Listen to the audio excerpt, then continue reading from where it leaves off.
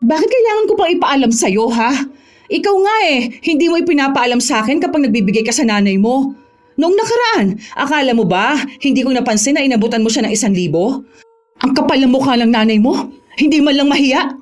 Pera ko ang binibigay ko sa kanya. Alam mo ibig sabihin nun? Katas yun ang pagod ko maghapon magtrabaho. Kung pakapala na mukha lang, hindi ba mas makapal ang mukha ng nanay mo? Bakit sa'yo iaas ang panganganak ng kapatid mo? Wala bang asawa yun, ha? Tapos kung makapagparinig ka kay mama kapag nakikikain siya rito, akala mo naman pera mong ginagastos mo. Akala mo ba hindi ako nasasaktan kapag kinakawawa mo si mama, ha? Nanay ko yun. At lahat ng paghihirap niya noon maitaguyod lang ako, kitang-kita ko. Kung ang bagal lang ang usapan, di hamak na mas malaki na itulong ng nanay ko sa pamilya natin. Sa totoo lang ang babaw nitong pinagmulan ng away natin. Ayon sa iba, biyenan ang isa sa pinakamahirap mong pakikisamahan. Ngunit paano kung mabait naman ang ina ng iyong asawa, ngunit sadyang hindi mo gustong makisama? Katulad na lamang ni Aiza na kahit anong buti ng kanyang biyenan, nagagawa niya pa ring makahanap ng ikagagalit dito. Dahil sa kanyang pagiging bastos, pagbabayaran niya ang sumpa na papataw sa kanya. Magagawa pa nga kaya niyang magbago? O hahayaan na lang niyang damahin ang kaparusahan habang buhay? Nagbigay ka na naman ng pera sa mama mo? Pambibili kasi ng gamot, mahal. Alam mo naman na walang ibang inaasahan si mama kundi ako lang, di ba? Ako lang naman ang anak niya tapos wala naman siyang asawa. Oh, tingin mo, sino naman tutulong sa kanya? 60 years old pa lang naman yung mama mo, tapos walang ibang ginawa kundi ang umasa sa'yo? Ang ibang ang mas matanda pa sa kanya nagtatrabaho pa Kung wala naman pala siyang pera, maghanap siya dyan ng pwede niyang pasukan. Maglako siya ng pagkain o kaya sa mga tindahan, sa karinderya, sa palengke. Ang daming paraan para magkaroon siya ng pera. Ako ang may ayaw na magtrabaho siya dahil maraming iniindan sakit si mama. Isa pa, hindi naman talaga siya umaasa ng buo sa akin. Anong hindi umaasa? Pabigat nga siyang masyado sa atin. Mag-isa lang siya sa buhay. Dapat gumawa siya ng paraan kung paano niya bubuhayin ang sarili niya. Kung gusto niya talaga, pwede naman siya mamalimos dyan sa kalsada. Gusto mong hayaan ko na lang ang nanay ko na gawin yon? Siya ang nagpalaki sa akin. Ibinuhos niya ang buong buhay niya para lang mabigyan ako ng magandang buhay. Siguro walang masama kung ako naman ang babawi, di ba? Isa pa, kakaunting pera lang naman ang binibigay ko, mahal. Hawak mo naman lahat ng sahod ko 1K nga lang ang inabot ko ngayon dahil kailangan ni mamang bumili ng gamot. 1K lang? Hoy, 1K din yun ano? Pwede na natin ipambili ng ulam yun O kaya ng gamit ng anak natin? Parang hindi kami ang priority mo Nag-asawa ka pa kung ayaw mo rin namang talikuran yung nanay mo. Hay, bahala ka nga dyan. Ang hirap mong kausap. Ang ina ni Angelo ang madalas na pag-awayan nilang mag-asawa. Ayaw na ayaw kasi ni Aiza na naglalabas ng pera ang kanyang asawa para ipantustos sa ina nito. Para kay Aiza, dapat ang iniintindi ni Angelo ay sila lamang ng kanilang anak. Sa ibang bahay nakatira si Myrna sa dati nilang tinitirhan na siyang kinalakihan ni Angelo. Pero nung nagkaroon na ng pamilya ang kanyang anak, hinayaan niya itong bumukod kasama ang kanyang asawa. Ilang beses namang kinausap ni Angelo ang ina at nagsabi na doon na lang siya tumira sa kanilang bahay para kahit na paano ay maaantabayanan niya ito. Pero ayaw ni Myrna dahil para sa kanya kapag ang isang anak ay nagkaroon na ng pamilya, yun lang ang dapat niyang kasama. Minsan, nanghihingi si Myrna ng pera sa kanyang anak. Lalo na kung may kinalaman ito sa kanyang gamutan.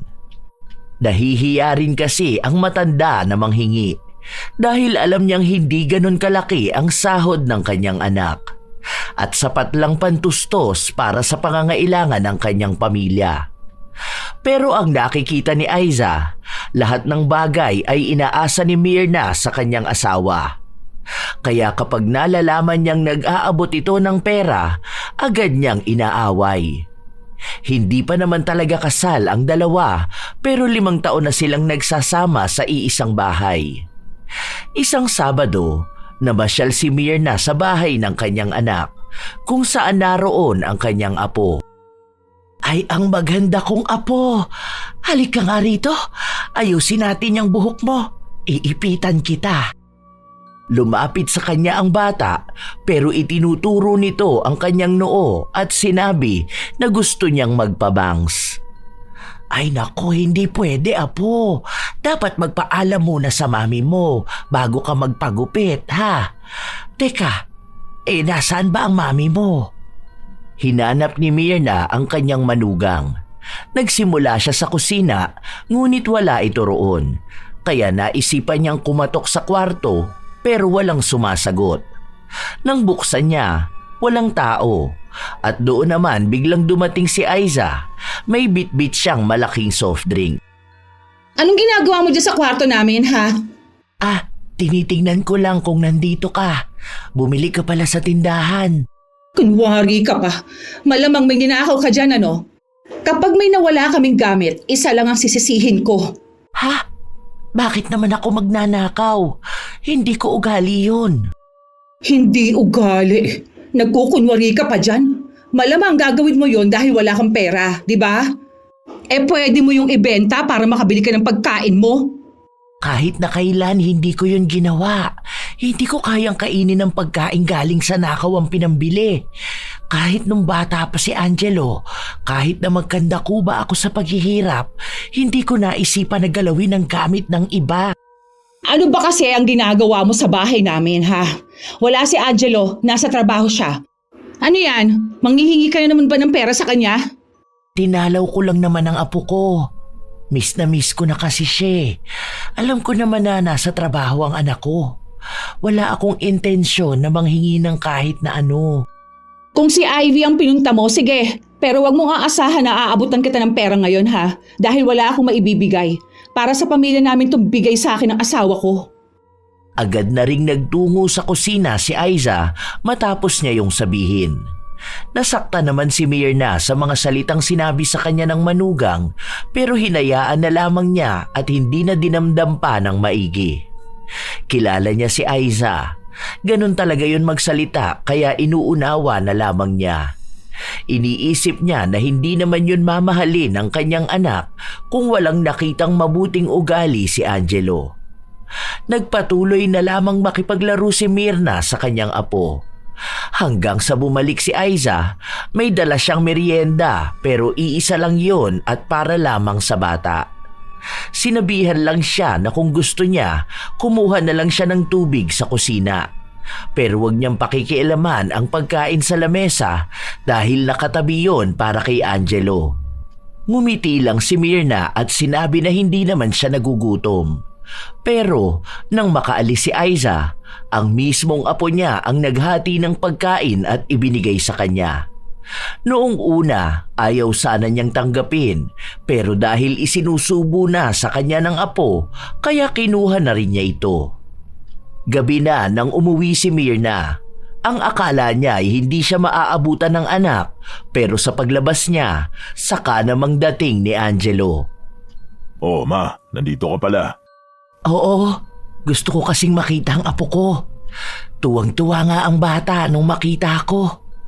Eto, uuwi na nga ako. Oh, mamaya ka na umuwi. Ako na lang maghahatid sa'yo. Tara muna, dito ka na kumain. Ay, hindi na anak. Wag na, pauwi na rin naman ako. Sa bahay na lang ako kakain. Pwede naman ako magsaing Maaga-aga pa naman. Nandito ka na, ma. Uuwi ka pa. Ako na lang maghahatid sa'yo. Minsan ka na nga lang magpunta rito sa bahay. Sige na, ma. Huwag na matigas ang ulo. Nandyan po ba si Aiza? Nasa kusina siya. Nagluluto ata ng hapunan ninyo. Oh, nagluluto na pala tapos aalis ka pa? Hindi na anak. Nahihiya naman ako sa inyo. Alam ko naman na mahirap ang buhay ngayon kaya dapat laging nakabudget sa inyo ang pagkain. Akala nyo naman ang dami nyong kumain para maubos ang lulutuin ng asawa ko. Tara na po, ma. Nakakaramdam ng hiya si Myrna dahil ramdam niyang pag-aawayan na naman ng mag-asawa ang pananatili niya sa bahay para makikain. At hindi nga siya nagkamali. Kahit na hindi nagsasalita si Aiza, ramdam niya ang inis nito sa kanya. Halos magdabog na rin ang kanyang manugang sa kusina. Habang kumakain sila, Pansin ni Angelo na hindi kumukuha ng ulam ang kanyang ina. Ito pa ma, dami nitong ulam, bakit sabaw lang ang kinukuha mo? Ay, hindi. Okay lang to, nak. Mas maganda kapag sabaw lang. Hindi ko masyadong mangunguyay ang karne. Malambot naman to ma. Ano ka ba naman? Mabubusog ka ba niya na sabaw lang ang ulamin mo? Ito, kumain ka pa po. Ang konti niyang kinakain mo. Hindi na napigilan ni Mirna ang kanyang anak matapos na maglagay pa ng kanin at ulam sa kanyang plato. Napangiwi naman sa inis si Aiza. Nakatitig at nakabantay siya sa ulam na halos ayaw nga niyang ipagalaw sa kanyang biyenan. Ano ba naman yan? Talagang dumagdag pa ng ulam. Masiba itong matanda na to eh. Nagsasalita ka ba, mahal? Ang sabi ko, ulam pa bukas ng umaga at yung babaunin mo. Sakto lang kasi ang niluto ko para sa atin. Bakit? Ang dami naman ito ah. 3 lang tayo sa bahay. Kasya pa naman to hanggang bukas ng umaga. O tapos, ano namang babaunin mo? Pwede naman ulit ako magluto bukas ng babaunin ko. Kung gawin na sa oras, edi sa office na lang ako bibili. May nagbebenta naman ng pagkain dun. Alam nga naman tipirin natin si mama. Kumakain pa tayo, binibilang mo na kung ilan ang matitirang ulam. Punong-puno ang ref natin. Hindi yan basta mauubos para sa kapirasong inuulam ni mama. Okay, wala naman ako magagawa kapag ikaw na nagdesisyon.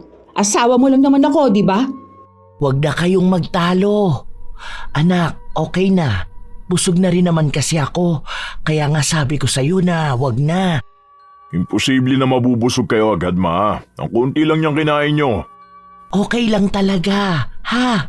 Gusto ko na rin kasing umuwi. Inaantok na ako. Nagbadali na lamang kumain si Angelo para maihatid na niya ang kanyang ina. Hindi naman ganun kalayo ang bahay ni Mirna, pero dahil may katandaan na siya, kailangan niyang sumakay para makarating sa bahay nila. Bago lumabas ng kotse si Mirna, inabutan siya ng kanyang anak ng pera. Hindi na anak. Okay na. Di ba nag-abot ka na sa akin nung nakaraan? Pinambili mo ng gamot yun, May. Ito, para kapag may kailangan ka rito sa bahay. Ano ipambibili mo ng pagkain mo, di ba? May pinapasukan naman ako dito sa kapitbahay natin. Kapag kailangan nila ng maglilinis ng bahay nila. Ma naman, di ba sabi ko sa inyo na wag na kayong pumasok sa mga ganyang klase ng trabaho? Pwede namang ako na magbigay ng allowance nyo eh. Ayaw mo naman kasing tanggapin. Nahihiya kasi ako sa iyo at sa asawa mo. Alam ko na mahirap ang buhay ngayon. Ang mahal ng bilihin. Tapos naguhulog pa kayo ng sasakyan, di ba? Ayoko na isipin mong obligasyon mo ako. Humihingi naman ako ng tulong sa iyo kapag hindi ko na talaga alam kung saan ako didiskarte ng pera. Kaya huwag ka nang gumasto sa akin, ha? Hindi ka malaking abala sa akin, ma. Obligasyon kita. Malaki ang utang na loob ko sa'yo. Kung hindi dahil sa paghihirap mo noon, baka hindi ako nakapagtapos ng pag-aaral, di ba? Kung hindi ka naging mabuting ina, baka hindi ko na alam kung saan ako pupulutin. Bumabawi lang ako sa'yo. Anak, hindi mo utang na loob ang mga ginawa ko sa'yo dahil obligasyon ko yun bilang magulang mo. Dahil gusto ko maging maayos ang buhay mo para kapag nagkaroon ka ng magandang kinabukasan, maibibigay mo sa anak mo ang hindi ko na ibibigay sa'yo noon. Ginama, tanggapin mo na to, ha? Kapag may ibinibigay ako sa'yo, huwag mo akong tatanggihan.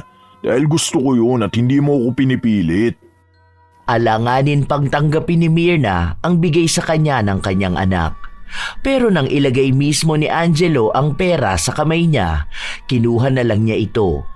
Hinintay muna ni Angelo na pumasok sa loob ng bahay ang kanyang ina bago siya umuwi.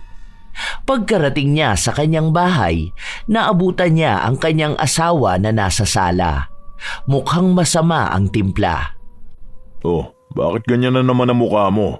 Paanong hindi gaganito kung wala kang ibang ginawa kundi ang kontrahe ng mga desisyon ko? Halos ayaw mo akong pagsalitain kapag andyan ang mama mo. At talagang hinatid mo pa? Nag-aksaya ka pa ng gas. Naririnig mo ba yung sinasabi mo? Mama ko yun. Anong gusto mo? Hayaan ko siyang umuwi mag-isa kung may sasakyan naman ako para ihatid siya? Anong masasayang? Diyan lang ang bahay niya. Isa pa, hindi kita pinipigilan magsalita pero ayusin mo naman. Ilang taon na tayo mag-asawa oh. Ilang taon na rin natin nakakasama si Mama. Tapos hanggang ngayon ganyan ka pa rin sa kanya? Ano bang problema? Oh, tapos nagagalit ka na sa akin? Nagsasabi lang naman ako ng totoo at mga opinion ko ha. Malamang mag-asawa tayo. Dapat lahat ng desisyon mo alam ko rin. Ang hirap kaya mag-budget. Tapos ang gusto mo isama pa natin ang mama mo. O ano na lang ang mangyayari sa atin ha? Iisa pa lang ang anak natin. Tapos gusto mo magkaroon tayo ng obligasyon sa matanda. Paano tayo makakapag-ipon yan kung may iba kang sinusustentuhan? Malapit na mag-aral ang anak natin ha? Hindi malaking perang ibinibigay ko kay Mama. Kahit nga 1,000 ayaw niyang tanggapin dahil iniisip niya na malaki yun masyado. Kahit na para lang naman yung sa gamutan niya. Hindi magastos si Mama, sobrang tipid niya. Kaya yung sinasabi mong pagiging pabigat niya, hindi yan totoo. Ako ang mas nakakakilala sa kanya. Ako ang nakasama niya ng mas matagal. Lagi mong pinagtatanggol ang mama mo, di ba? Bakit hindi ka nalang kaya doon tumira sa kanya, ha? Mas matagal mo naman pala siyang nakasama. Sige, bumalik ka sa kanya. Ang hirap kasi sa'yo, hindi mo iniintindi ang sinasabi sa'yo eh. Paano hindi ko iniintindi, ha? Ikaw itong hindi maayos kausap? Palibasa, ayaw mo nang pinagsasabihan ka ng totoo. Hindi kasi inisip niyang mama mo natatanda siya eh. Mano sana nag-ipon siya, di ba? Hindi yung gagawin kanyang retirement plan. Isa pa, di ba may benefits na nakukuha kapag senior citizen na? Saan niya dinadala ang pera niya? Nako ha, baka may bisyo yung nanay mo. Alam mo, walang patutunguhan tong pag-aaway natin eh. Pwede ba manahimik ka na lang? Pera ko ang ibinibigay ko sa mama ko at pinaghihirapan ko yun. Basta ang alam ko, responsable akong asawa at ama na ibibigay ko ang pangangailangan nyo ng higit pa sa kaya ko. Hanggang sa kinabukasan, hindi nagkibuan ang mag-asawa. Ayaw tanggapin ni Aiza na may mali talaga siyang nasasabi tungkol sa kanyang biyenan. Nang makapasok na sa trabaho ang kanyang asawa, bigla namang may tumawag sa kanya. Ma, napatawag kayo. Manghihingi ka ng pera? Magkano ba? Ang laki naman yan, 5K para sa project ni Anya. Kailan niyo ba kailangan ko sakali? Wala kasi akong cash ngayon, nasa ATM pa. Mamaya pa akong hapon pupunta sa bayan. Ipadala niyo na lang sa akin yung number dyan sa Palawan para daan na lang ako. Kanino ko pala ipapangalan? Nasa probinsya ang pamilya ni Aiza. Habang si Angelo ay nag-iisa lamang na anak, sila naman ay 10. Pangatlo siya sa kanilang magkakapatid at 7 na sa kanila ay may mga asawa na. Tanging siya lang ang nakatagpo ng responsableng lalaki na masipag magtrabaho at naibibigay ang pangangailangan niya. Dahil may maliliit pa siyang kapatid, walang ibang inaasahan ang kanyang mga magulang kundi siya lamang. Dahil siya ang may hawak ng pera ng kanyang asawa, mabilis siyang nakakapaglabas ng pera nang hindi nalalaman ni Angelo. Hindi naman siya tinatanong ng kanyang asawa dahil ang alam ni Angelo ay marami na silang ipon para sa kinabukasan ng kanilang anak. Kahit na ang totoo, kalahati sa iniisip na halaga ni Angelo napunta sa pamilya ni Aiza. Habang maluwag sa pera si Aiza para sa pamilya niyang umaasa sa kanya, gano'n naman ang higpit niya sa nanay ng asawa. Kaya ayaw niyang nagbibigay ng pera si Angelo dahil pakiramdam niya ay nababawasan ang dapat ay pansustento niya sa mga kapatid at pamangkin. Isang araw, bumisita na naman si Mirna sa kanyang apo. Andito ka na naman? May hihingin ka na naman ba sa asawa ko? Wala. May ibibigay kasi ako sa apo ko. Ibinigay sa akin to nung amo ko eh. Malaki na kasi ang anak niya. Tapos ang sabi niya kung may kasya raw na damit para sa apo ko, kunin ko na lang daw. Tingnan mo ang gaganda ng mga ito. Galing pa sa ibang bansa. Yung asawa kasi noon nasa UK ngayon. Ano ba yan? Huwag mo nga ibigay sa anak ko yung basahan na yan. Hindi ito basahan. Nakatambak lang to sa kanila. Tingnan mo nga may tag pa. Saka sayang naman to. Bago pa Ayokong pinagsusuot ang anak ko ng mga lumang gamit. Baka mamaya isipin nila na naghihirap kami kaya hindi ko mapasuot ng magandang damit ang anak ko, no? Kung ikaw, nakakaya mo magsuot ng mga basahan, ibahin mong sa anak namin, ha? Hindi naman ako magbibigay ng basahan sa apo ko. Basta! Ayoko niyan! Itapon mo yan! Wag na wag ko lang makikita na ipasusuot mo yan sa anak ko ha. Tingnan mo, isasaklob ko talaga sa ulo mo yung plastic. Pupunta ka lang dito para kunwari dadalawin mo si Ivy. Pero panigurado ako niyan, hihingi ka lang ng pera sa asawa ko. Hindi na kumibo pa si Mirna. Nagsabi na lang siya na makikibanyo muna siya bago siya umuwi.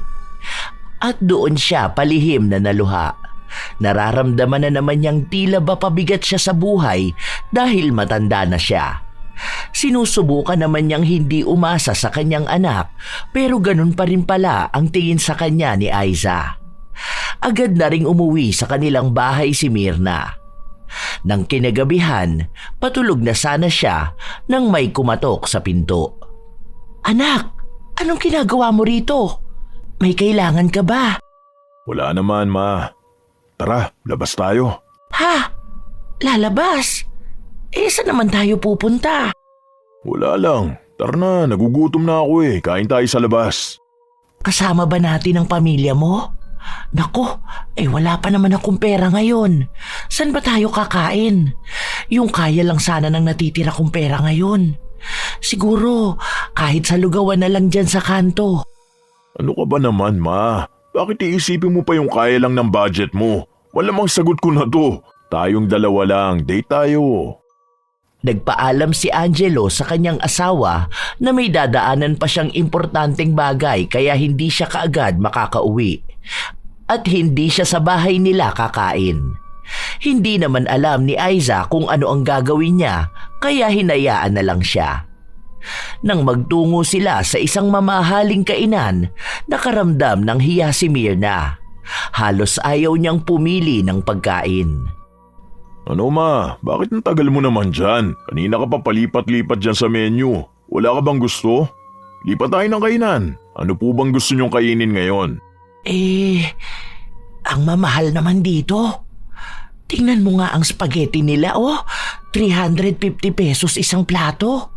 Tapos ito namang sandwich nila, 400 pesos.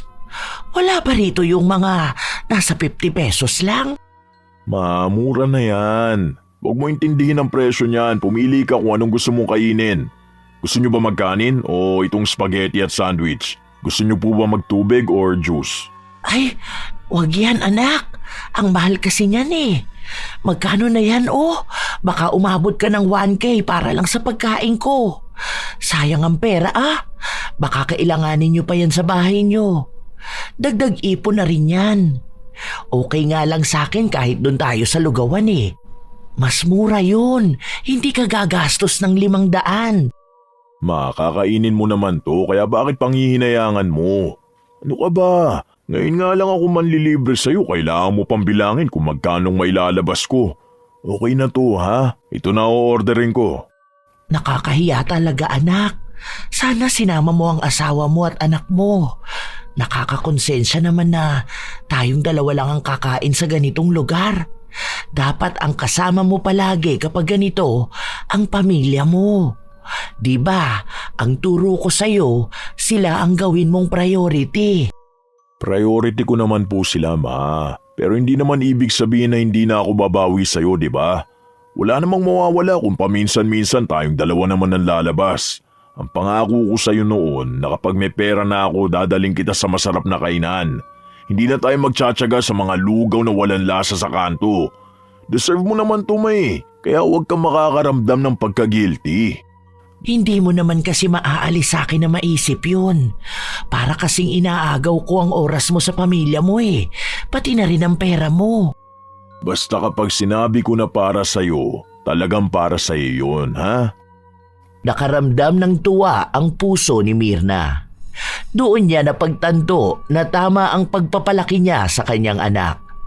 Mapagmahal ito sa kanya at sa pamilyang binuo nito. Hindi sinabi ni Mirna ang tungkol sa sinabi sa kanya ni Aiza. Ayaw niyang maging dahilan siya ng awayan ng dalawa. Kahit na ilang masasakit na salita na ang narinig niya mula sa kanyang manugang, kinikimkim niya lang ang mga yun. Pagkatapos nilang kumain, umuwi na rin sila kaagad. Ay, salamat anak ha. Ingat ka pa uwi. Sandali lang ma. May grocery ako rito. Pabukas na lang po ako ng pinto, ipapasok ko yung bigas. Ha? Wag na. Iuwi mo na lang yan. Ano ka ba? Sobra naman ang gastos mo sa akin. Hindi nakinig si Angelo. Bumili siya ng maraming pagkain na maaaring makonsumo ng kanyang ina ng 2 linggo. Yun na ang balak niyang gawin para hindi na mahiya ang ina na tanggapin ng pera. Kapag nag-aabot kasi siya ng pera, ibinabalik lang ito ni Myrna. Kada 2 linggo, nagdadala ng grocery si Angelo at hindi yun alam ng kanyang asawa. Anak, pinapaalam mo ba to sa asawa mo? Di na po yun mahalaga ma. Pera ko naman po ang gamit ko dyan eh. Saka may pera siyang iwalay. Iba pa yun sa anak namin at sa ipon. Hindi tama ang paglilihim ng ganito sa asawa mo. Dapat hindi kayo nagtatago ng lihim sa isa't isa. Kung ano ang ginagawa mo, dapat alam niya rin. Bilang respeto sa pagiging mag-asawa niyo. Sa susunod, huwag kang gagawa ng pabor sa akin na ikaw lang ang nagdesisyon ha. Dapat palaging 2 kayo. Opo, sige po. Uwi na po ako. Wala pang balak si Angelo na sabihin sa kanyang asawa ang ginagawa niya. Dahil kilala niya si Aiza. Sa oras na malaman nitong gumagastos siya para sa kanyang ina, siguradong magagalit na naman ito sa kanya. Dumating ang isang araw na walang pasok sa trabaho si Angelo, kaya nasa bahay lang siya at nakikipaglaro sa kanyang anak. Biglang tumunog ang cellphone ni Aiza na nakalapag sa sofa. Dahil nasa banyo ito, si Angelo na ang sumagot. Ina ng kanyang asawa ang tumawag. Hindi pa siya nakakapagsalita nang bumungad sa kanya ang mga salitang magpadala raw ulit ng 3,000 si Aiza dahil ang pinadala niyang pera noong nakaraang linggo ay pinambili ng gamit ng kanyang kapatid dahil malapit na itong manganak. Doon lang nalaman ni Angelo na nagpapadala ng pera ang kanyang asawa. Hindi ito nagsasabi sa kanya at hindi niya alam kung kailan pa yun nagsimula. Namatay lang ang tawag nung lumabas na ng banyo si Aiza. Oh, bakit? Sino kausap mo? Ang nanay mo. Nagtatanong kung makakapagbigay ka ba ngayon dahil naubusan daw sila ng gasol. Ano namang sabi mo? Ang sabi ko, nasa banyo ka pa. Bakit yun lang ang sinabi mo?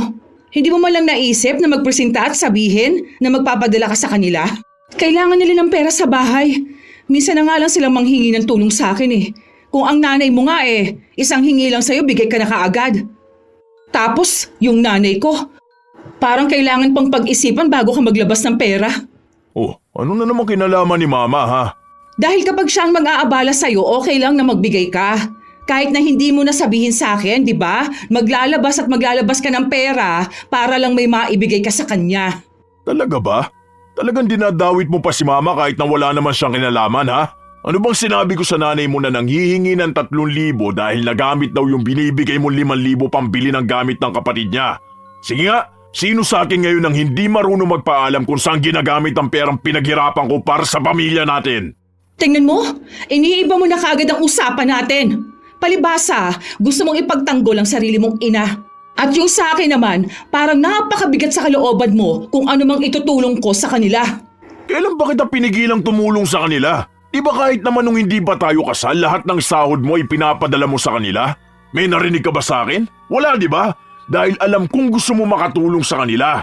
Nung kinasal na tayo at nabuntis ka, hindi na kita pinagtrabaho hanggang ngayon, di ba? Tapos ako pa nagsasabi sa'yo na magpadala ka sa bahay niyo dahil kawawa yung maliliit mong kapatid. Na malalaman ko mas malaki pa ang pinapadala mo kaysa sa ibinibigay ko sa mama ko. Naglalabas ka ng ilang libo sa 1 linggo lang. At ang malala doon, wala pa akong kaalam-alam. Bakit kailangan ko pang ipaalam sa'yo, ha? Ikaw nga hindi mo ipinapaalam sa akin kapag nagbibigay ka sa nanay mo. Noong nakaraan, akala mo ba hindi ko napansin na inabutan mo siya ng 1,000? Ang kapal ng mukha ng nanay mo, hindi man lang mahiya. Pera ko ang binibigay ko sa kanya. Alam mo ibig sabihin nun? Katas yun ang pagod ko maghapon magtrabaho. Kung pakapala na mukha lang, hindi ba mas makapal na mukha na nanay mo? Bakit sa'yo iaasa ang panganganak ng kapatid mo? Wala bang asawa yun ha? Tapos kung makapagparinig ka kay mama kapag nakikikain siya rito, akala mo naman pera mong ginagastos mo. Akala mo ba hindi ako nasasaktan kapag kinakawawa mo si Mama, ha? Nanay ko yun. At lahat ng paghihirap niya noon maitaguyod lang ako, kitang-kita ko. Kung ambagan lang ang usapan, di hamak na mas malaki na itulong ng nanay ko sa pamilya natin. Sa totoo lang, ang babaw nitong pinagmula ng away natin eh. Yun na nga, ang babaw lang naman talaga. Pero pinalala mo lang dahil wala kang ibang ginawa kundi ipagtanggol ang nanay mo. Natural, nanay ko yun. Anong gusto mo? Hahayaan ko lang na may magsasabi na masama tungkol sa kanya? Mag-asawa tayo, pero hindi ibig sabihin nun may karapatang kang bastusin ang nanay ko. Walang kahit na sino ang pwedeng gumawa nun. Oh, sige, ilaban mo lang yung nanay mo. Mas pinapaboran mo siya sa lahat ng bagay. Siguro, ang dami niyang sinasabing masasama tungkol sa akin, ano? Kaya ganyan ka dahil mas pinaniniwalaan mong sinasabi niya. Sige lang, magkampihan lang kayong dalawa. Habang nagtatalo ang dalawa, bigla namang dumating si Mirna. Hindi niya alam ang dahilan kung bakit nagtatalo ang dalawa, pero naririnig ang sigawan nila sa labas. Nang makita si Mirna ng kanyang apo, napatakbo ito papunta sa kanya at umiiyak. Ano bang nangyayari at nagtatalo kayong dalawa? Kaharap niyo pa talaga ang bata. Ayan, andyan na palang mama mo. May kakampi ka na. Ayan, sige, magsumbong ka sa kanya na para kang isang bata na inagawan ng laruan ng isang babae. Magpakaduwag ka sa harapan niya. Para naman maawa siya sa'yo. Tumigil ka na! Huwag mo ako sinisigawan! Ano pa kayong dalawa? Huminahon kayo. Wala kayong mapag-uusapang maayos kung magsisigawan kayo. Nagpapatalo kayo sa emosyon nyo eh. Naririnig pa ng anak nyo. Ilang taon pa lang to oh. Kung may hindi kayo pagkakaunawaan, pag-usapan nyo ng maayos. Wala kami magiging usapan na maayos dahil sa'yo. Ikaw lang naman ang dahilan kaya palagi kami nag-aaway dalawa eh. Kung hindi ka kasi asa ng asa sa anak mo, hindi na sana kami aabot sa magsisigawan kami ng ganito.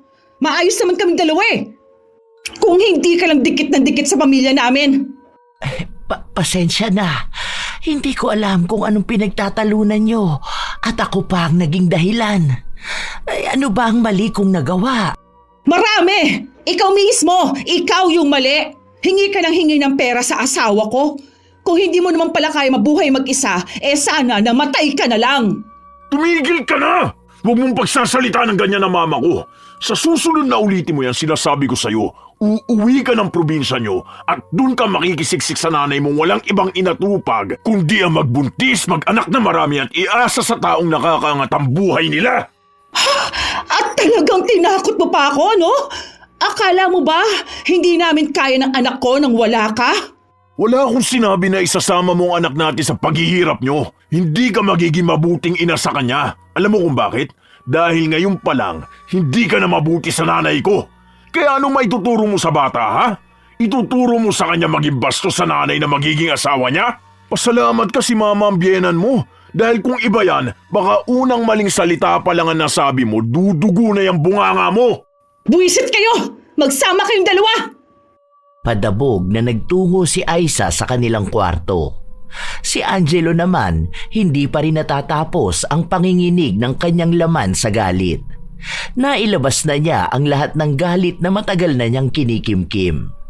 Hindi lumabas si Aiza sa loob ng kwarto at dahil napagod na rin sa kaiiyak ang kanilang anak, nakatulog ito.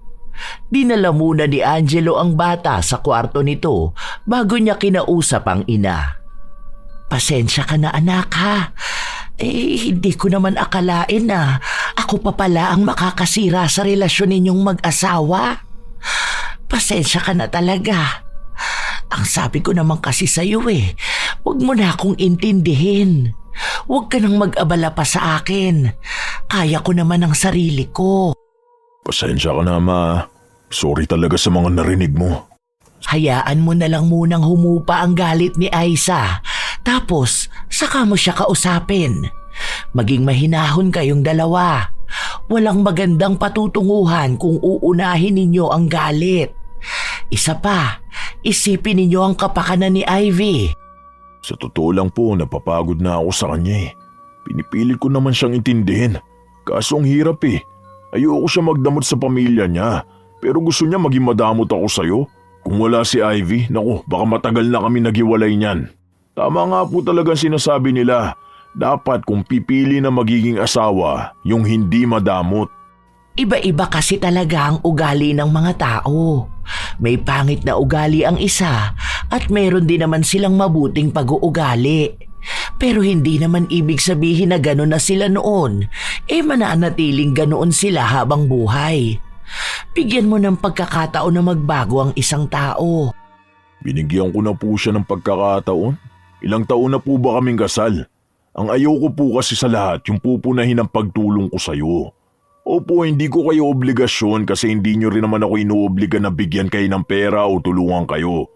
Pero gustong-gusto ko po makabawi sa inyo eh. Kaya nga po ako nagpapakahirap sa trabaho ko. Dahil habang nabibigyan ko ng magandang buhay ang pamilya ko, gusto ko rin po na mabigyan din kayo. Kaso hindi ko alam kung anong issue niya ron. Magalit sana siya kung talagang ibinibigay ko sa inyo lahat. Mas malaki pa nga ibinibigay niya sa nanay at mga kapatid niya eh. Pagdating sa ganyang usapin, kayong dalawang mag-asawa lang ang makakapag-ayos niyan. Sa buhay may asawa talaga, hindi mawawala ang problema sa pera at sa pamilyang tinutulungan nyo. Pero hindi ibang tao ang makakapagbigay ng magandang advice dyan dahil kayo mismong dalawa ang makakapag-ayos niyan.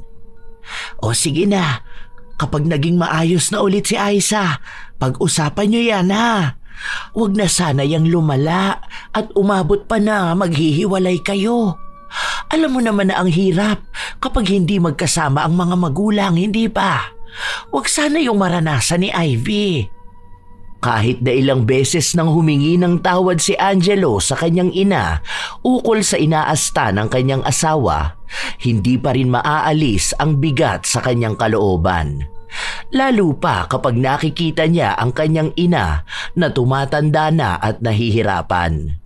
Naaalala niya ang mga pangako niya rito. Una pa lang, alam na ni Angelo ang ugali ni Aiza, lalo na pagdating sa pera. Mahigpit ito at ayaw na ayaw niyang may ibang tao na nakikinabang sa perang maaari niyang mahawakan. Maliban na lang sa kanyang mga magulang na tingin niya ay mas karapat-dapat na mabigyan ng mas magandang buhay. Pero dahil mahal na mahal ni Angelo ang asawa, pinili niya pa rin itong intindihin. Hanggang sa hindi na niya napigilang isipin na mas lumalala pa ang ganoong kalalang ugali na umaabot pa sa punto na pinagsasalitaan na ng masama si Myrna. Hindi masasabi ni Angelo na mabuti siyang anak sa kanyang ina dahil ang dami ring sakit ng ulo ang inabot nito nung kabataan ni Angelo. Pero ni minsan, hindi niya binastos ang ina. Kaya sa tuwing magsasalita ng masama si Aiza kay Myrna, doble ang sakit nito para kay Angelo. Lumipas ang ilang araw, hindi masyadong nagpapansinan ng mag-asawa. Para na lang silang nakatira sa iisang bubong at hindi magkakilala. Habang mag-isa si Aiza sa loob ng bahay, tumawag na naman ang kanyang ina. Ayun na nga, Nay. Kaya nga inis na inis ako sa kanya. Kasi pagdating sa inyo ang damot niya, sobra. Nuknukan ng kadamutan. Sa akin pa siya nagalit nung nagsabi ako ng hinanakit ko doon sa palahingi niyang nanay. Kung hindi ko lang siya mahal, at kung hindi lang din dahil sa anak namin, isinauli ko na siya doon sa nanay niya. Kamping-kampi siya doon. Kasi awang-awa dahil matanda na raw. Kakapikon lang kasi. Tapos hanggang ngayon, hindi pa rin ako kinakausap. Ang taas ng pride niya. Hindi man lang humingi ng tawad sa akin. Kung ano-anong salita rin ang sinabi ng kanyang ina laban kay Myrna para lang sabihin na may kakampi siya. Matapos nito ay humirit na naman ng pera sa kanya. Wala sa akin ang ATM dahil kinuha niya. Lahat ng gagastusin sa bahay kailangan alam ko rin. Ako ang babae, dapat ako may hawak ng pera, no? Hindi yung ganyan. Malamang nasulsulan na naman ng nanay niyang walang hiya eh. Pero, sige po, gawan ko ng paraan ha. Para makapagpadala ako sa inyo. Wala kasi akong trabaho. Ayaw niya dahil mas gusto niya na pagtuunan ko ng pansin yung anak namin. Sige na po, Nay. Ibababa ko na ang call ha. Tawag na lang ulit ako kapag nagbigay na ng pera si Angelo. Ilang araw pa ang lumipas, sumapit na ang araw ng sahod ni Angelo. Dahil hawak niya ang pera, nag-abot na lang siya sa kanyang asawa nang gagastusin ito pansarili at para sa kanilang anak. Bakit ito lang? Ano naman magagawa ko sa pera na yan, ha? Talagang tinitipid mo kami ng anak mo? Ano? Ayaw mo na rin ba kaming pakainin? Hindi ko sinabi na yan din ang gagamitin yung pangkain. Nag-grocery na ako. Personal yung pera yan. Ito? Talagang ito lang, ha? Ano bang gusto mo? Wala ka na ba ibang gagastusin sa bahay May gusto ka bang bilhin? Sige, sabihin mo sa akin, ako ang bibili. Magbibigay ka na naman sa nanay mo. Paano naman sa bahay namin? Ayan na nga ang pera mo, di ba? Bahala ka na dyan kung anong gusto mong gawin dyan. Kung gagamitin mo ba yan para sa sarili mo, para sa anak natin, o lahat yan ibibigay mo sa pamilya mo. Basta yan na yun. Saka na ulit kita bibigyan. Buwisit talaga. Halatang kamping-kampi ka sa nanay mo, ano? Inutusan ka ba niya na huwag akong paghawakin ng pera, ha? Ano, gusto niya siya na lang ang hawak ng pera mo? Walang hawak si mama na pera ko. Ako mismo may hawak ng pera ko. Ngayon ko lang nalaman na halos wala na pala tayo naiipon. Siguro kung hindi ko pa nalaman ang ginagawa mo, baka ubos na ang perang iniipon natin para sa kinabukasan ni Ivy. Akala mo yata ganun lang kadaling kitain ng pera na yun Ngayon sinusumbatan mo na ako? Akala mo ata napakabuti mo talagang asawa at tatay, ano? Kung ipagmalaki mo na responsable ka, akala mo naman hindi mo yun obligasyon sa amin. Hindi ko ipinagmamalaking responsable ako. Ang sinasabi ko sa'yo na hindi mo maintindihan yung para sa anak natin. Kaya tayo nag-iipon para kahit na anong mangyari sa hinaharap, handa na siya sa mga pinansyal na pangangailangan. Yun ang iniisip ko. Pero paano kung maubos mo yung ipon natin sa pagbibigay sa pamilya mo na may kanya-kanya na rin naman dapat obligasyon sa buhay? Ano mangyayari kay Ivy, ha? Aasa lang siya palagi sa kung ano maibibigay ko dahil wala tayong naimbak para sa kanya? Paano kapag wala na ako? Wala na rin siya magandang kinabukasan? Yun ang hindi mo naiintindihan Malamang sa away natin na to, idadamay mo na naman si mama, di ba? Aba, damay naman talaga siya. Tumutulong lang ako sa pamilya ko, masama na ba yun? Paulit-ulit na lang tayo, bahala ka na sa buhay mo. Basta ako magbibigay ako ng pera. Ikaw na ang bahala ko, ibibigay mo sa kanila lahat para tulungan mo silang maging batugan. Buti sana kung bilyonaryo ang asawa mo para iangat mo sila sa buhay. Kakasabi mo sa akin na may pamilya akong dapat unahin kesa sa nanay ko, ikaw naman ang bumaligtad. Kesa kinabukasan ng anak mo, intindihin mo, buhay ng ibang inuuna mo. Anong klaseng ina ka? Kahit na anong pang-aaway ni Aiza sa kanyang asawa, hindi talaga dinadagdagan ang perang binibigay sa kanya. Hindi niya rin alam kung magkano ba ang ibinibigay ni Angelo sa kanyang ina. Sa tuwing pag-uusapan kasi nila ang pera, palagi na lang nauuwi sa sigawan na halos kaunti na lang ay tuluyan na silang maghihiwalay. Isang araw, dumalaw na naman si Mirna sa kanyang apo. Nais niya rin kasing makausap si Aiza dahil alam niya na hindi pa rin nagkakaayos ang mag-asawa. Tulog si Ivy. Sa susunod ka na lang bumalik dito kapag nandito ang anak mo, ha? Para naman may kakampi ka. Hindi ko kailangan ng kakampi dahil wala naman akong gagawing masama sa'yo. Nais lang sana kitang makausap. Alam ko na ilang buwan na kayong nagkakalabuan ng anak ko. Buti alam mo, kung ano-ano na naman sigurong panunulsol ang ginagawa mo kay Angelo. Alam mo, anak mo lang yun. Hindi mo yun pag-aari, ha? May pamilya na siya, oh. Sana naman, hindi ka na nanggugulo sa amin. Palibasa, wala na kasing nagmamahal sa'yo kaya ka ganyan. Ano bang sinasabi mo, Aiza? Kahit na kailan hindi ako nanulsol sa anak ko. Kapag nagsasabi siya sa akin, pinapayuhan ko siya ng tama. Anong tama? Ang gibitin niya kami ng anak niya sa pera? Ang gawin akong madamot sa mga magulang ko, ha? Ang sama kasi ng ugali mo, no? Kaya gusto mo pati ang asawa ko maging ganyan kasama sa'yo. O paano? Kapag nagbigay nga naman ako sa mga magulang ko, di mawawalan ka, diba? Malulugi ka. Wala ka namang ibang iniisip kundi ang sarili mo lang. Pwede bang huminahon ka muna? Kaya nga ako nagpunta rito para makausap ka ng maayos. Hindi tayo magkakalinawan kung wala kang ibang gagawin kundi pangunahan ako at ang magalit. Lawakan mo ang pangunawa mo. Leche kang matanda ka! Pakunwari ka pang nagbabait-baitan sa harapan ko kahit alam ko naman kung ano ba talaga ang gusto mo. Malamang, dumalaw ka lang ngayon para maghanap ng isusumbong sa asawa ko. Sige, sabihin mo na lang sa kanya na wag na kaming bilhan ng pagkain. Ibigay niya lang kamo niya lahat sa'yo. Mukhang mas kailangan mo naman ng pera niya, di ba? Ang hirap magmahal ng mamas boy. Giging sunod-sunuran sa sinasabi ng nanay. Yung mga pansusulsul mo sa asawa ko, katulad mo lang na walang kwenta.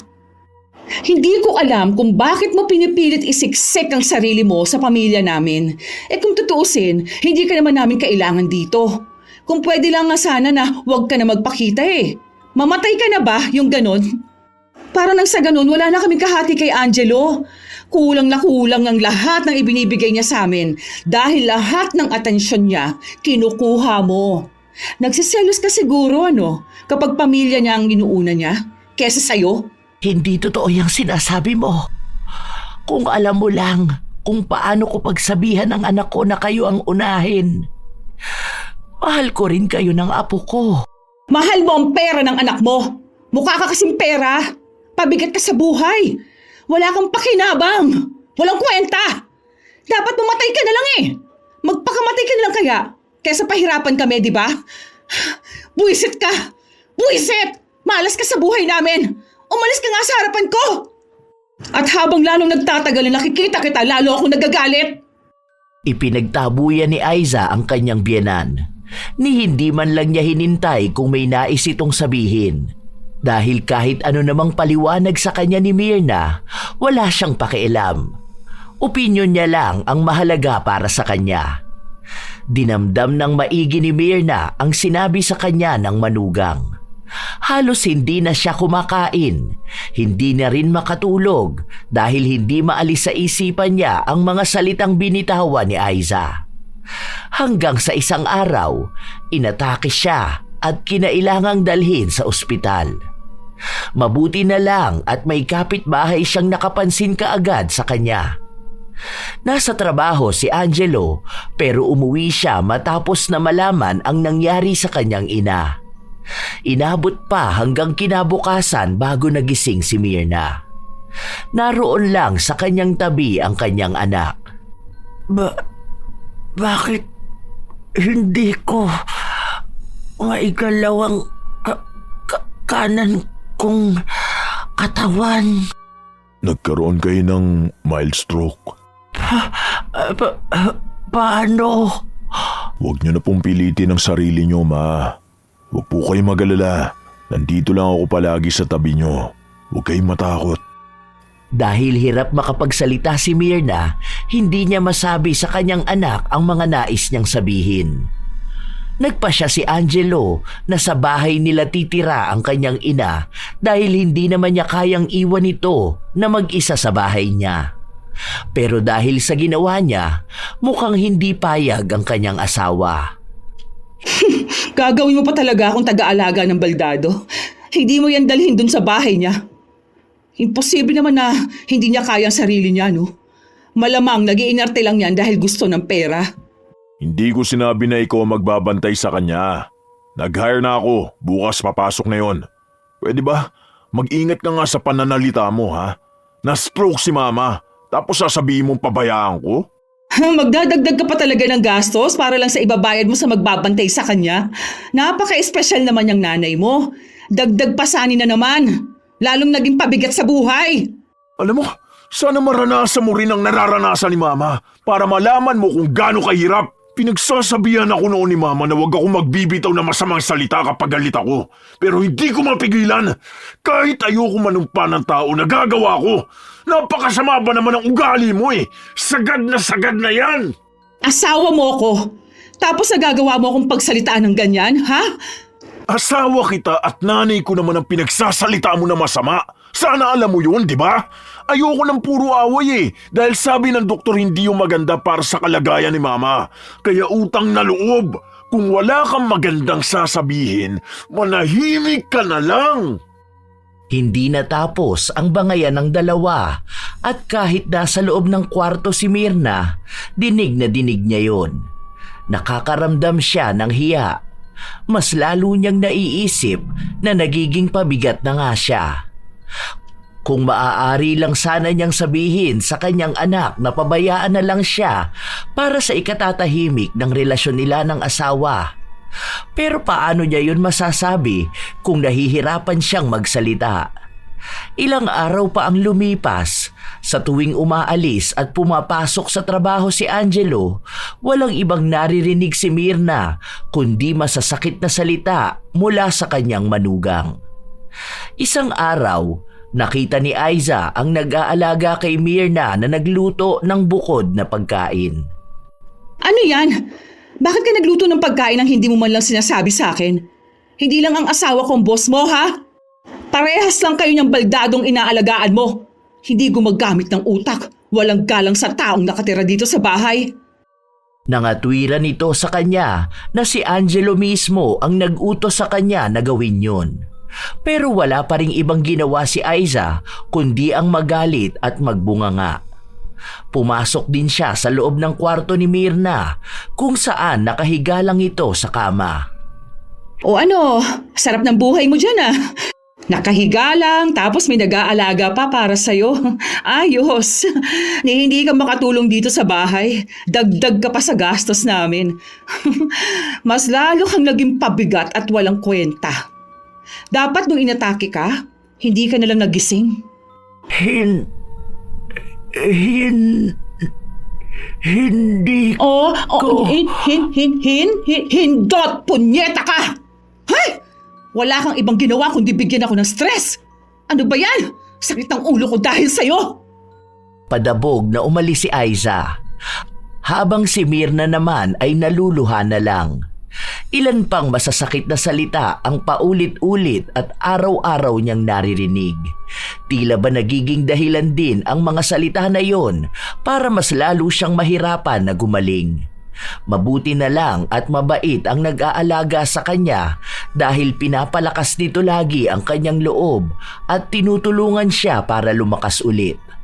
Hanggang sa isang araw, bigla na lang silang nabulabog sa sigaw ni Aiza. Nagulat ang kanyang asawa na natutulog sa kanyang tabi. Oh, ano ba nangyayari sa'yo? Hindi ko maigalaw ang dalawang binti ko. Hindi ko maiangat. Ba naman yan? Kailangan mo pa sumigaw. Baka namamanhid lang yan. Baka naipit mo. Natutulog yung tao eh. Day off ko ngayon. Gigising ako na maaga. Hindi siya namamanhid. Hindi ko maramdaman na may binti ako. Yun. Ay, ano kaya nangyayari sa akin? Dalhin mo ako sa ospital. Hindi pwedeng malumpo ako. Wala yan. Arte mo lang yan. Matulog ka dyan. Mamaya wala na yan. Hindi na makabalik pa sa pagtulog si Aiza dahil nangangamba siya sa nangyayari sa kanya. Hanggang sa natapos ang buong maghapon, hindi niya talaga maigalaw ang kanyang paa. Hindi siya nakakaalis sa higaan kung walang bubuhat sa kanya. Panay siya iyak at pagmamakaawa sa asawa niya na dalhin na siya sa ospital. Ginawa naman yun ni Angelo. Bakit ganun? Nakakapagtaka naman to. Wala man lang nakita na kahit ano. E di, ibang test naman sana ang gawin. Lahat na nang pwede. O kaya sa ibang doktor tayo. Doon tayo sa pinakamahal. Hindi pwedeng maging ganito ako. Di pa kaya sa ngayon. Hintayin natin sa sahod ko. Wala akong extra pera ngayon eh. Nagamit ko na kay mama. Nakita mo na? Mas inuna mo pa talaga ang nanay mo kesa sa akin. Mas mahal mo talaga siya. Di ba sabi ko sa susunod na sahod? Galing na nga tayo rito sa ospital ah. Wala namang makitang dahilan kung bakit hindi ka makapaglakad, di ba? Ayoko! Gusto ko na maagapan ka agad to. Gamitin natin ang pera ni Ivy. Di pwede dahil naka-time deposit yun. Malapit naman na ang sahod ko eh. Ilang araw na lang. Maghintay ka na lang. Hindi pwede. Ayoko maghintay. Kailangan gumaling ka agad ako. Matuto ka maghintay. Wala tayong magagawa sa ngayon kundi maghintay lang. Kahit na anong galit ni Aiza, wala pa rin siyang ibang nagawa kundi sundin ang sinabi ng kanyang asawa. Dahil parehas na sila ni Myrna na hindi makakilos sa bahay, dalawa na silang naging alagain. Habang kay Myrna ay may gamutan at kahit na paano ay nakakatulong ang exercise para kahit paano ay maigalaw niya ang kanang bahagi ng kanyang katawan. Si Aiza naman, walang kasiguraduhan kung gagaling pa nga ba siya. Dahil bukod sa wala siyang iniinom at ginagawa, wala ring makitang dahilan kung bakit siya nagkakaganon. Ilang linggo pa ang lumipas, palaging galit at sumisigaw sa bahay si Aiza. Lalo na kapag may kailangan siya at ang nagbabantay sa kanya ay kay Myrna nakatuon. Tanga ka ba, ha? Hindi mo ba alam ang pangalan mo? Kanina pa ako tawag ng tawag sa'yo, di ba? Magpapakuha ako sa ng tubig na malamig. Yung malamig na malamig, ha? Pagkatapos, ibili mo ako ng pagkain sa tindahan. Nangatwiran ang nagbabantay sa kanya na hindi niya sakop ang ganoong utos. At sa katunayan, si Myrna lang naman dapat ang aalagaan niya. Kung hindi lang nakiusap si Angelo at nagdagdag sa sahod niya, hindi naman niya ito aasikasuhin. Dahil mas mabuti pa raw si Myrna na kahit naging baldado nung una ay maayos alagaan. Kaysa sa kanya na hindi na nga makalakad, lalo pang sumama ang ugali. Dahil sa galit ni Aiza, tinawagan niya ang kanyang asawa para sisantihin ang babae pero hindi siya pinakinggan. Isang umaga, walang pasok si Angelo kaya sinamahan niya ang kanyang ina na maglakad-lakad sa labas. Ayan, kahit na paano nagiging maayos ka na. Kunti na lang talaga. Oh, dahan-dahan sa paglalakad ha. Salamat, anak. Nakakatuwa naman ang laki ng improvement nyo, ma. Tinutulungan nyo rin kasi ang sarili nyo para gumaling eh.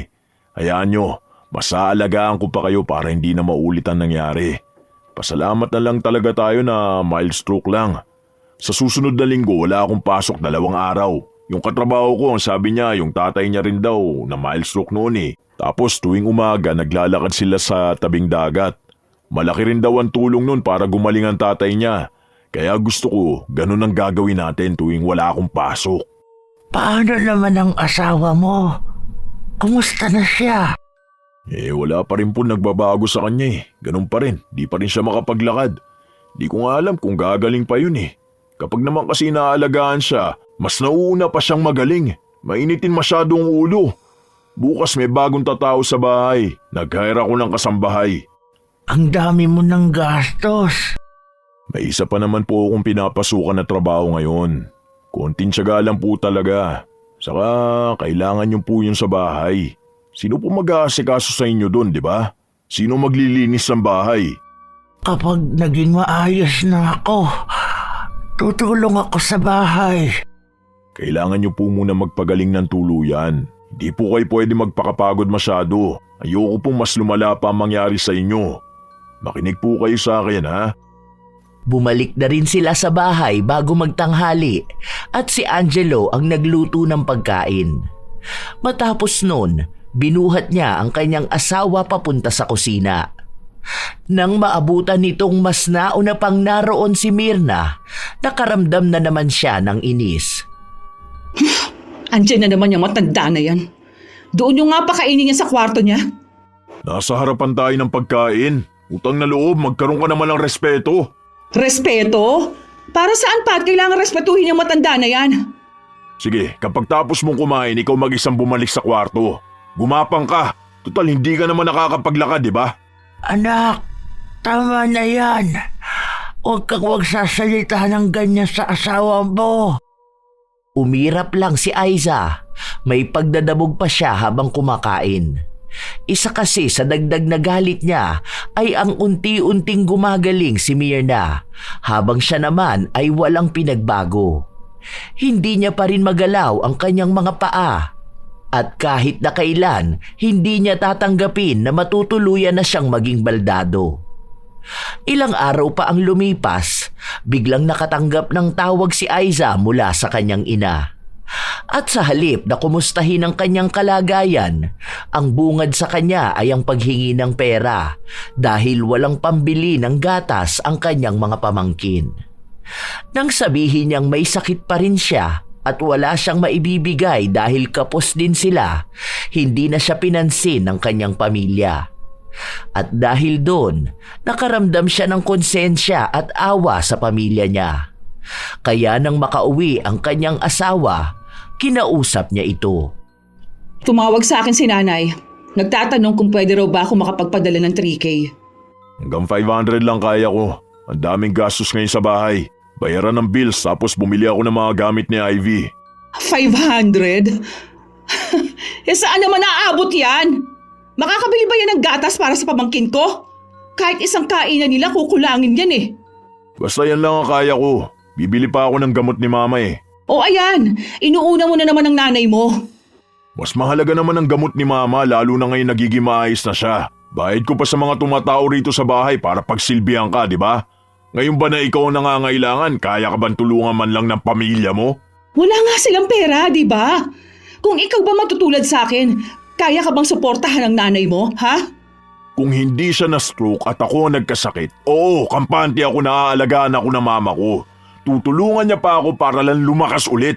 Hindi man sapat ang pera na kikitain niya sa mga papasukan niya, at least gumagawa siya ng paraan para ipakita sa akin na mahalaga ang buhay ko para sa kanya. Ang pamilya mo ba gagawin yun para sa'yo, ha? Ni minsan ba narinig mo sila mag-offer man lang kahit na ipagdasal yan sakit mo na hindi matukoy? Sige nga, sabihin mo nga sa akin kung kukumustahin ka ba nila ng totoo, yung hindi dahil wala ng gatas ang pamangkin mo. Kaya wag mo ikukumpara ang mama ko sa nanay mo. Dahil paraan pa lang ng pagpapalaki sa akin at sa inyo magkaiba na. Ayoko na magsalita eh, dahil pamilya mo pa rin yun at masasaktan ka. Pero oras na para mamulat ka. Kung ako mapapagod ng tuluyan sa'yo at makikipag-iwalay ako, tingin mo ba aalagaan ka nila? Baka mas malala pa ang masasakit na salitang maririnig mo kaysa sa mga sinasabi mo sa mama ko. Hindi nakakibo si Aiza sa sinabi ng kanyang asawa. Para bang nabuhusan siya ng malamig na tubig, pero hindi pa rin sapat para paniwalaan at intindihin niya. Habang lumilipas ang mga araw, nagiging mabuti ang kalagayan ni Myrna at ang kapalit naman nito ay ang pagkakaroon ng depresyon ni Aiza. Nawawalan na siya ng pag-asa sa lahat ng bagay. Nawawalan na siya ng gana. Iniisip niya na ang daming nangyari sa buhay niya at kailanman hindi sumagi sa isip niyang tatagal siya sa loob ng bahay nila dahil hindi niya maigalaw ang kanyang dalawang paa. Kapag nagtatanong sa kanya ang kanilang anak kung kailan ulit sila lalabas, hindi niya ito masagot dahil maging siya ay hindi niya alam kung makakalakad pa ba siya. Gabi-gabi rin siyang umiiyak dahil sa pakiramdam na kalaban niya ang lahat. Itinakwil na siya ng mundo. Kahit pamilya niya, hindi siya pinapansin. Kahit na gusto niya lang naman ang kausap at makarinig ng mga salita na magpapalakas sa kanyang kalooban. Doon niya lang nalaman na marahil ay tama si Angelo. Binibili niya lang ang atensyon ng pamilya niya.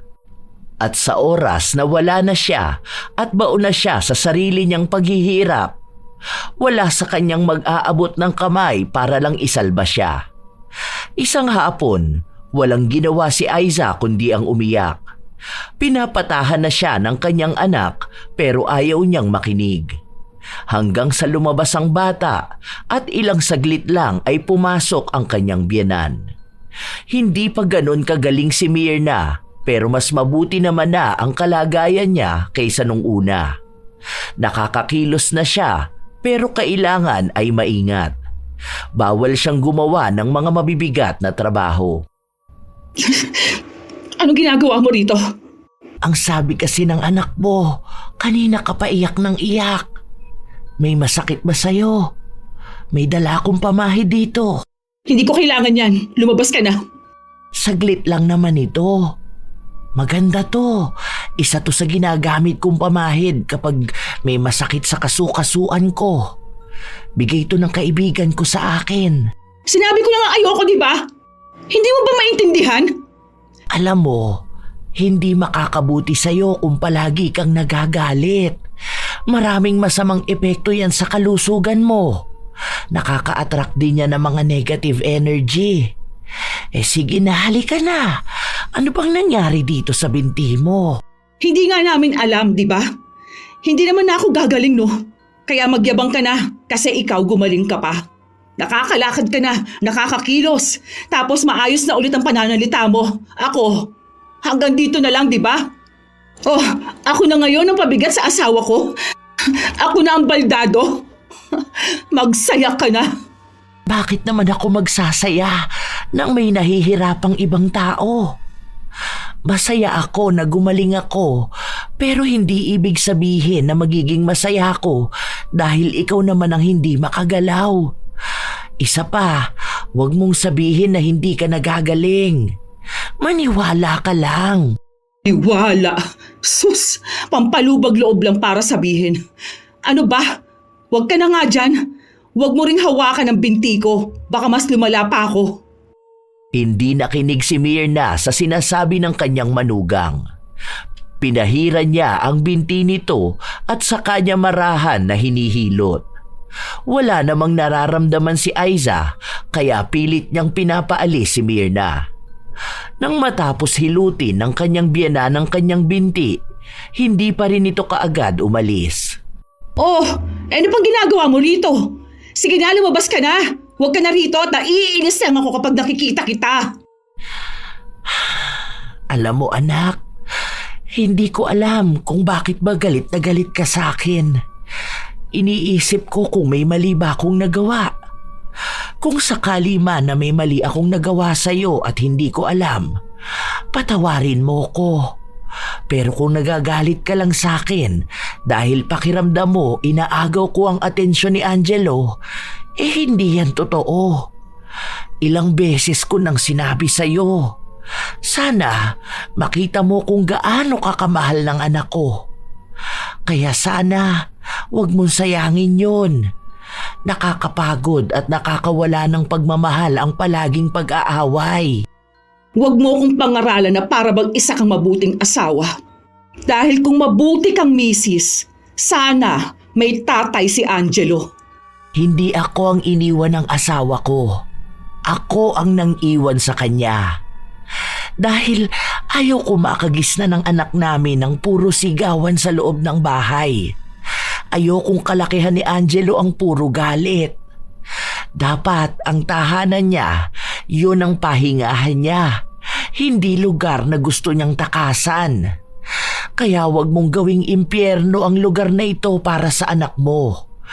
Dahil sa ginagawa mong pagmulat sa kanya ng galit, hindi mo namamalayan na lumilikha ka ng isang halimaw na ikaw lang din ang magdurusa kapag nagtagal.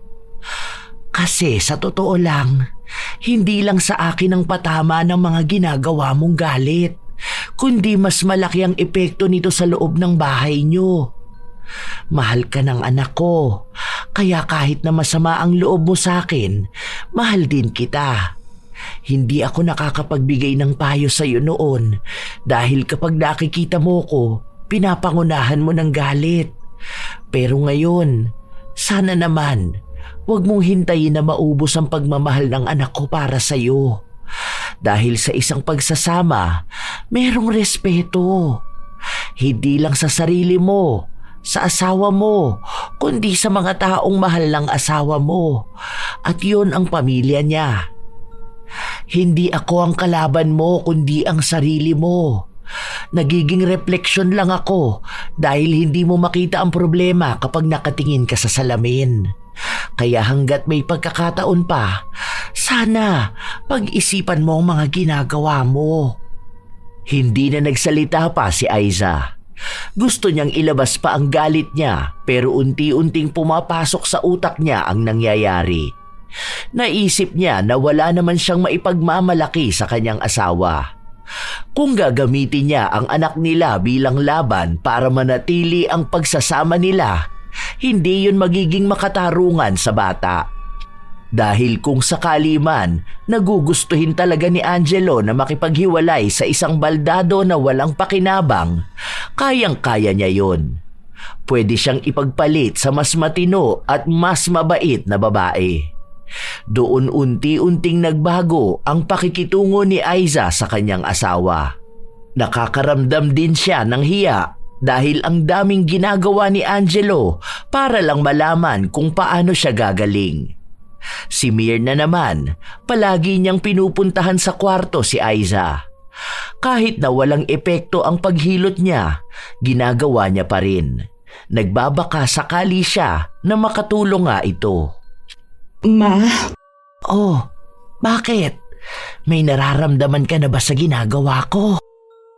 wala pa rin po. Pero gusto ko po sanang mag-sorry sa inyo.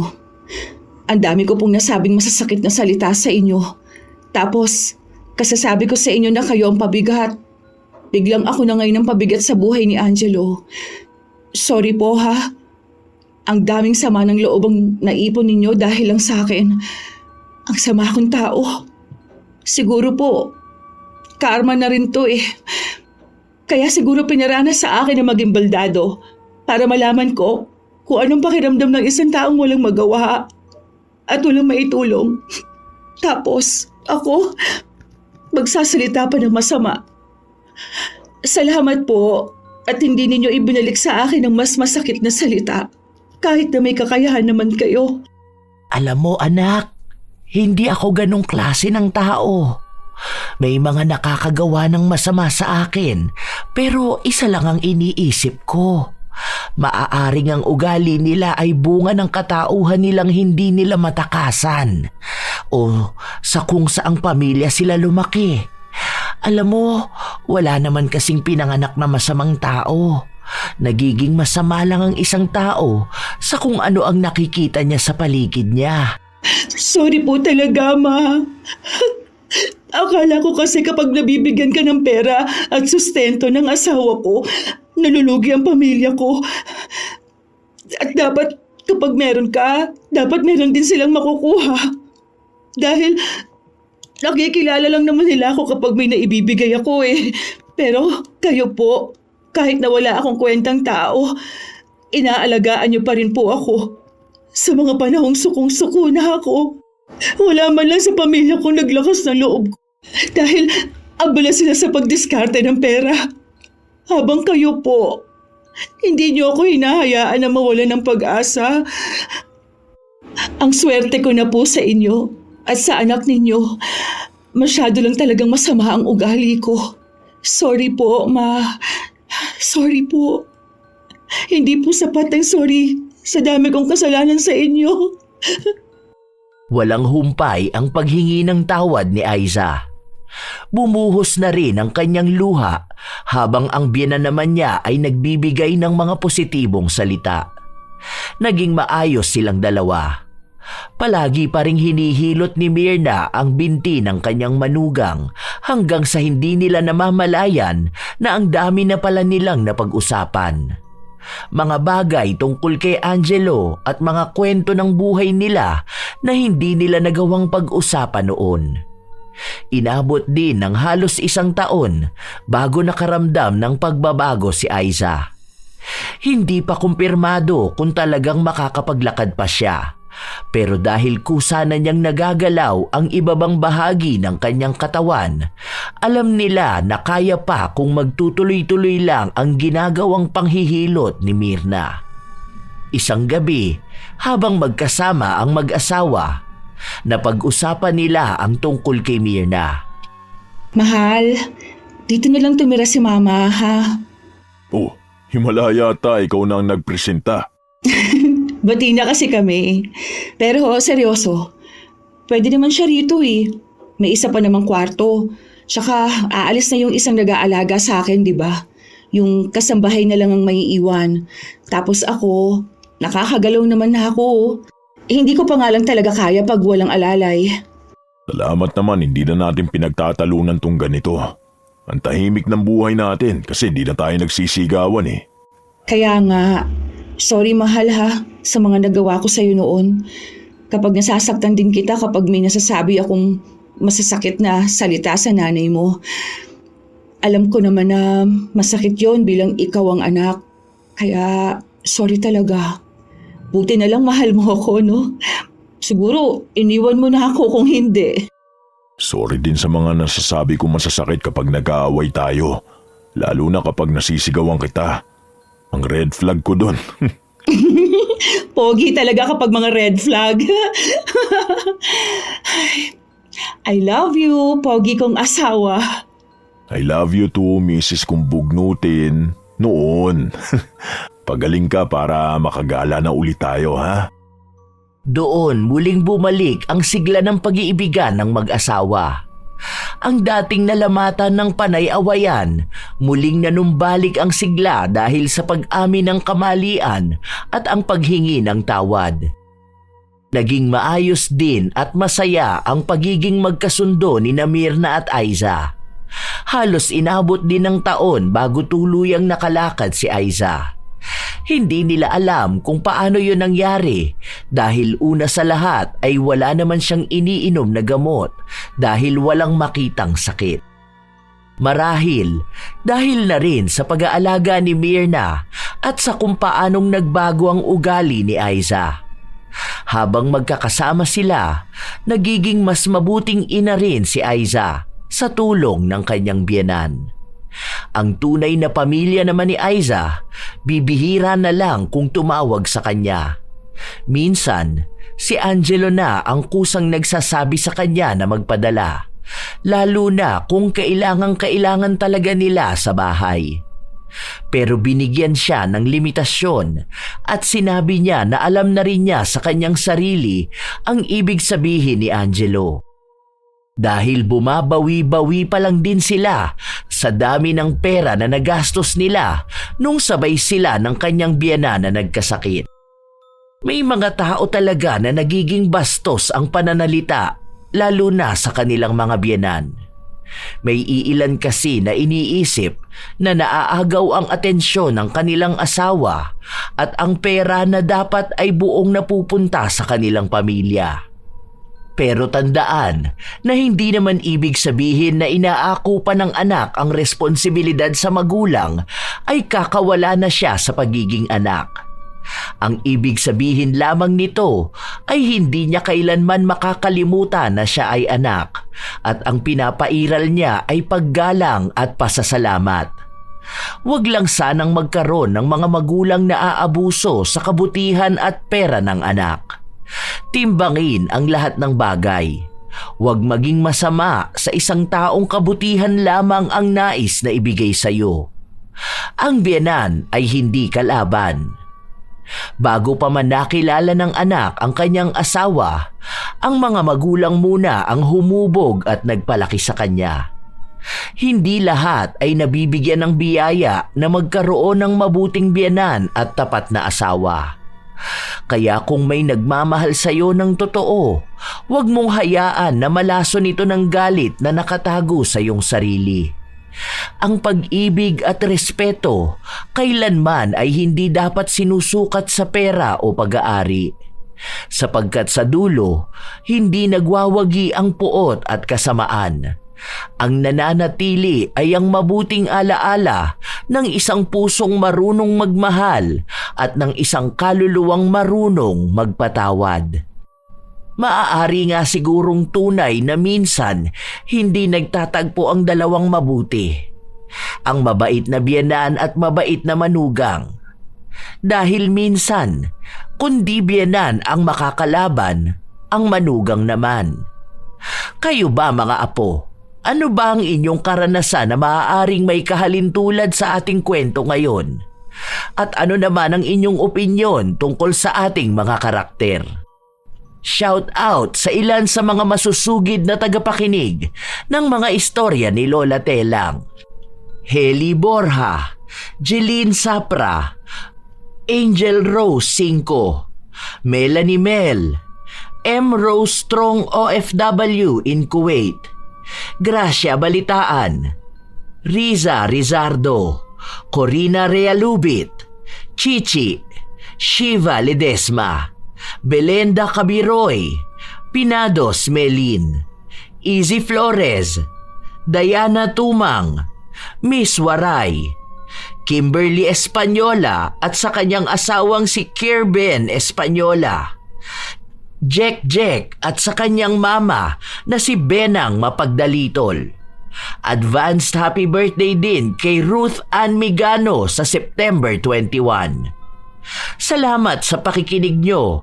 Tootsie Roll, Jocelyn Laguna Rayon, Artes Donaldson, Mel G. Tupal, Food Vlogs, Mary, Koy Cabrera Sembrano, Corazon Ingay, Maria Teresa Morales, Elgin TV Vlog, Glory Lee Olivo, Relin Ape, Maylin De Guzman, Mibo Dal. Shout out sa inyo, Chinita Closa, Wendell Salting. Shout out din sa Mall Japan Surplus ng Kabuyao, Laguna. Park Sung Hee, It's Pain So Much, PTK Rose Amar, Sergi R. Bernabenario Jr., Asodisen Serila, Lynette Reparado, Kath Aguilar, Samuel Gamboa, Wilma Leses, Neil Daryl Tadeo, Azalea, Thelma Tarle Villasica, The Adcox Family. Shout out din sa inyo, Estrella Olasa, Faith Ken Evangelista, Noemi Garcia Pabunan, Jodilyn Pakin, Elizabeth Arnaiz, Jenny V. Suco, Giselle Flores, Mary Jenny Rhea Batiduan, Pureza Tagiwalo, Pasiano Guerrero, Filipina Palsario, Mirna Alfaro, Liza Rosario, Anha Rose Ayeras, Eunice 2025, Rosemary Casone, Ronalyn Alejo.